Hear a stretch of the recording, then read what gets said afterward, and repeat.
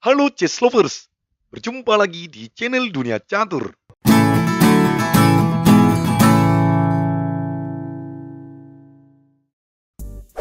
Di video kali ini, kita akan membahas partai catur yang super menarik, yaitu pengorbanan menteri terbaik di tahun 2023 ini. Permainan ini dimainkan oleh Grandmaster Max Warmerdam dari Belanda melawan Grandmaster Jergus Percaj dari Slovakia dalam turnamen Tata Steel Challengers 2023 ini, guys. Bagaimana keseruan pengorbanan ini? Kita lihat saja, ini dia permainannya. Di sini, Max memegang buah putih dengan elo rating saat itu 2616 dan Jergus buah hitam dengan elo rating saat itu 2637. Permainan diawali dengan pion E4, pion E5. Kuda F3 menyerang pion, kuda C6 melindungi. Gajah ke B5, dan pembukaan ini dinamakan Ruy Lopez.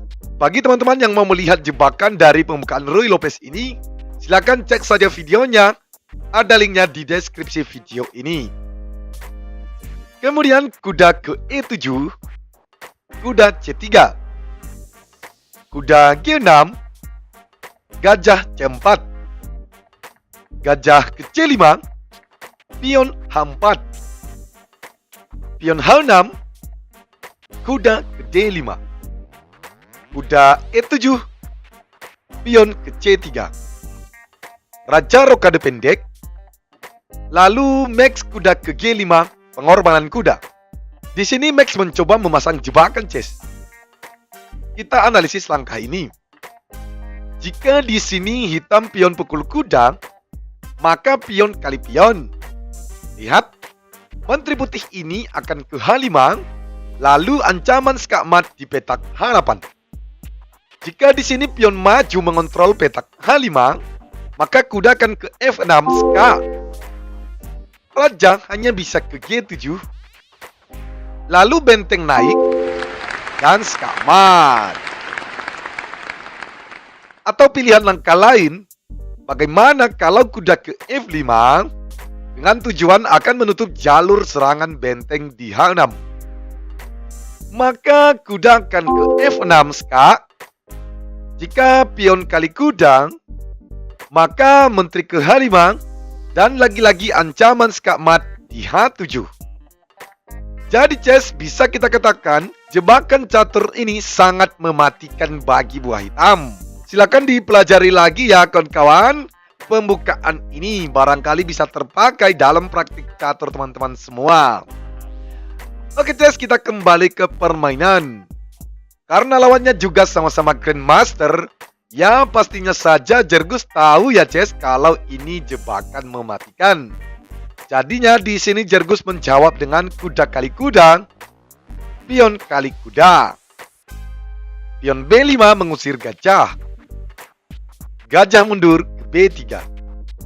Lihat, posisi gajah ini begitu agresif menekan pertahanan raja hitam. Jadi Jergus kuda ke B3 menyerang gajah. Lalu gajah mundur ke C2. Kuda ke B7, menteri ke H5. Pion ke D6, pion D4, pion kali pion, raja rokade pendek. Pion F5 menutup jalur serangan gajah. Kuda ke F3. Pion kali pion, gajah kali pion. Wow, pengorbanan gajah. Di sini Jergus lebih memilih pion kali pion, chess. Lalu menyerang benteng.